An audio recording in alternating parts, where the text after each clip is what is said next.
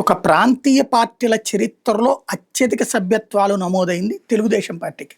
భారతదేశంలో పెద్ద రాష్ట్రాలైనటువంటి ఉత్తరప్రదేశ్లో సమాజ్వాదీ పార్టీకి కూడా లేనటువంటి సభ్యత్వం, బీహార్లో తేజస్వి యాదవ్ వాళ్ళకి సంబంధించినటువంటి ఆర్జేడీకి కూడా లేని సభ్యత్వం, వాళ్ళెవ్వరికీ లేనంతటి సభ్యత్వం ఒక్క ప్రాంతీయ పార్టీ అయినటువంటి తెలుగుదేశానికి ఉంది.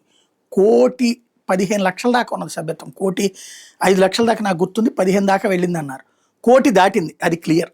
1,00,000 దాటినటువంటి సభ్యత్వం ఉన్నటువంటి పార్టీ ఒక్క ఆంధ్రప్రదేశ్లోనే. తెలంగాణ నుంచి నిన్న నాయకులు వచ్చారు.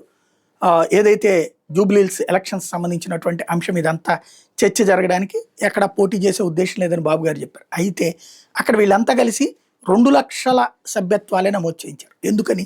నాయకత్వం లేదు, ఎవరు చూడాలో తెలియదు. అది 2,00,000 20,00,000 అన్నది తేలలేదు. 2,00,000 అని చెప్తున్నారు.